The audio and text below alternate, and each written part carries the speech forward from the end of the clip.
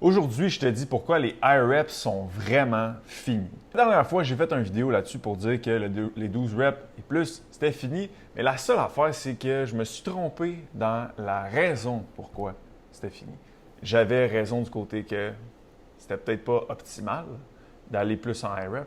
Mais la raison que je vous ai dit, avec du recul et de l'apprentissage, j'ai remarqué que c'était peut-être pas les bonnes raisons. Fait que je me suis dit, je vais refaire un épisode parce que mon objectif, c'est pas que, oui, vous sachiez que les high reps sont peut-être moins pertinentes, donc vous en fassiez moins, mais c'est que vous comprenez exactement pourquoi. Donc, je trouvais ça important de refaire une vidéo sur le sujet. Donc, pour ceux qui ne me connaissent pas, mon nom c'est Hugo Le Cavalier, propriétaire d'Achille Performance, une compagnie de coaching sur la rive nord de Montréal qui se spécialise dans la prise de masse et la performance dans le gym, donc squat, bench et deadlift. J'avais fait un podcast il y a 1-2 mois sur que les 12 reps étaient finis.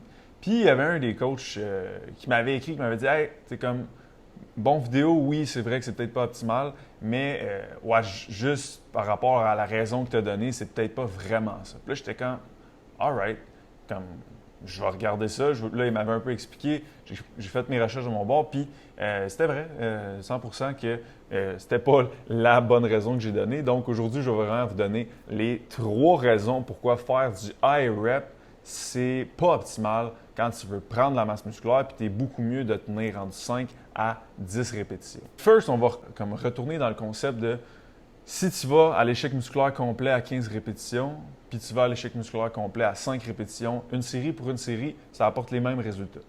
Donc, en partant, là, il y a une rep meilleure que l'autre pour l'hypertrophie, c'est pas vrai. Comme, si on part juste de une série pour une série, 5 ou 15, si tu vas à l'échec, ça le fait. L'affaire avec le 15, c'est le point du podcast d'aujourd'hui. Il y a 3 problématiques avec le 15 reps qu'on retrouve moins du côté du 5 répétitions. Numéro 1, plus tu vas faire de répétitions, donc 15, plus tu vas accumuler de fatigue au niveau de ton système nerveux. De par, je ne vais pas rendre ça trop compliqué, mais l'accumulation de métabolites dans le muscle et le dommage musculaire, ça va augmenter la fatigue du système nerveux.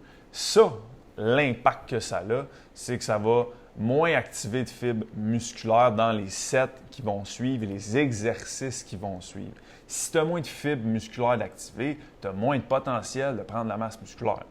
Fait que ça, c'est la problématique numéro 1 qu'on voit, que quand il y a plus de répétitions, ton système nerveux va se fatiguer plus, moins de fibres musculaires d'activer, donc moins de potentiel de prendre la masse musculaire.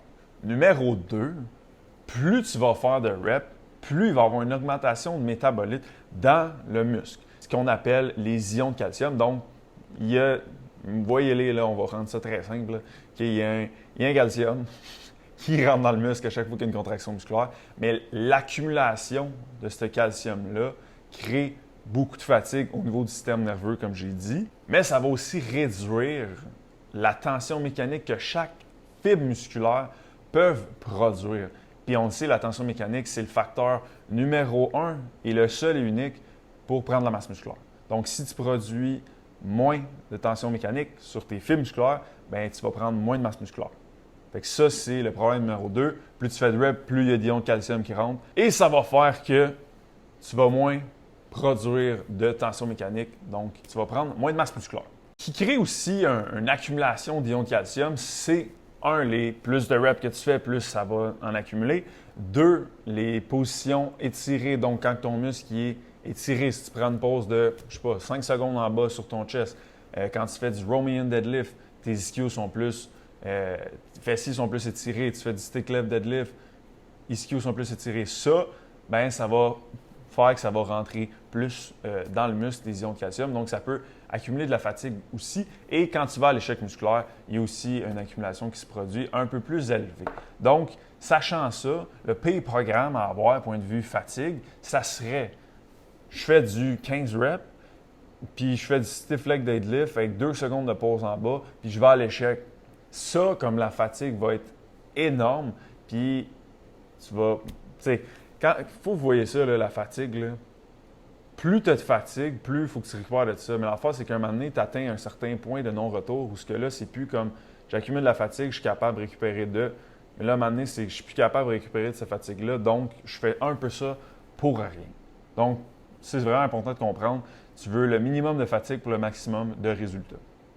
Donc, comment on pourrait éviter d'accumuler trop d'ions de calcium dans le muscle? Bien, éviter les high reps, éviter les positions étirées, puis éviter l'échec musculaire. Donc, c'est pas faisable d'éviter l'échec. On veut aller à l'échec si on veut des bons résultats. C'est juste de se dire, OK, bien, sachant que je vais aller à l'échec musculaire sur ma dernière série, bien, les séries d'avant, c'est pour ça qu'on dit que c'est important de ne pas aller à l'échec, parce que là, tu vas créer trop de fatigue. Puis la série où ce que tu vas vouloir aller à l'échec, bien, tes fibres musculaires vont produire moins de tension mécanique, ils vont être moins activés à cause de la fatigue du système nerveux.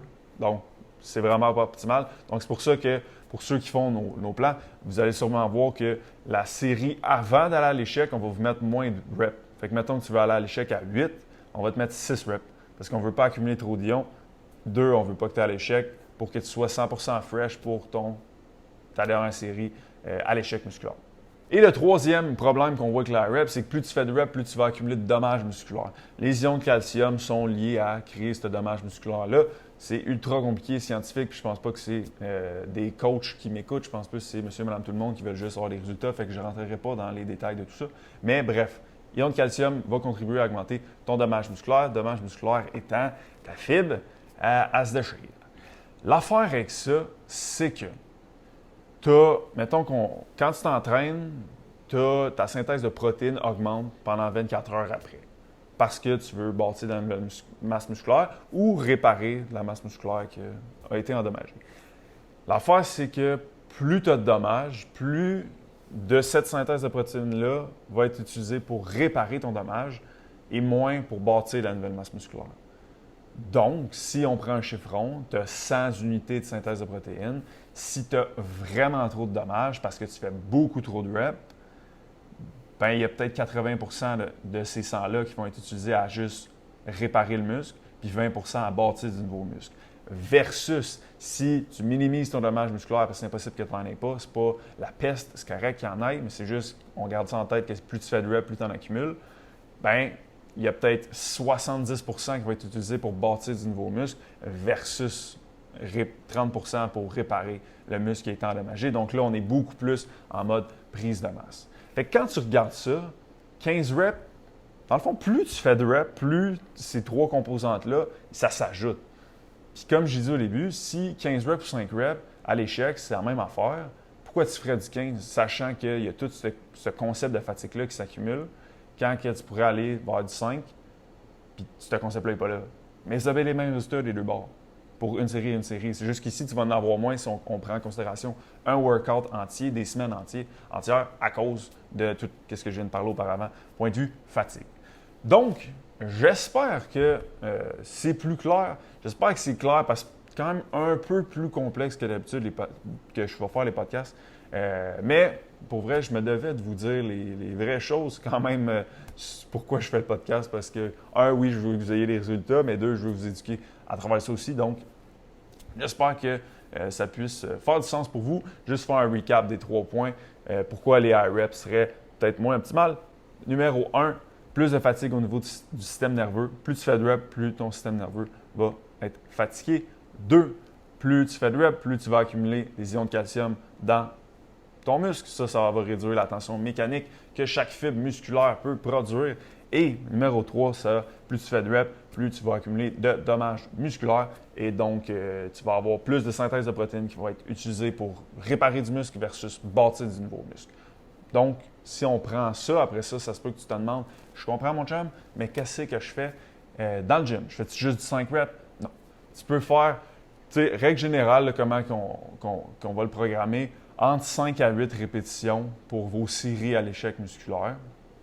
Puis, tu peux commencer avec du 10 reps au départ, amener du sang dans le muscle en warm-up, puis descendre tranquillement vers ton 8. Puis, comme je disais tantôt, souvent la série avant l'échec musculaire, donc mettons, tu as 3 séries, bien, ta deuxième série, ça serait plus bas en reps pour t'assurer de ne pas accumuler trop de fatigue, comme on a vu aujourd'hui.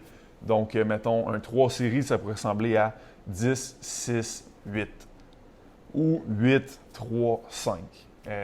10, 4, 6. Vous comprenez le principe? Donc, c'est vraiment le même qu'on va le programmer à travers ça. Alors, merci de m'avoir écouté. J'espère que ça a pu vous aider. Si vous avez des questions, quoi que ce soit, faites juste m'écrire sur HL Performance barre en bas sur Instagram. Posez-moi vos questions. Je vais prendre ces sujets, je vais faire un podcast avec, je vais vous aider. C'est ça l'objectif. Sinon, on est en live le mercredi à 7h sur Instagram si jamais vous avez des questions, vous voulez interagir avec nous. Donc, nous, on se voit dans un prochain épisode.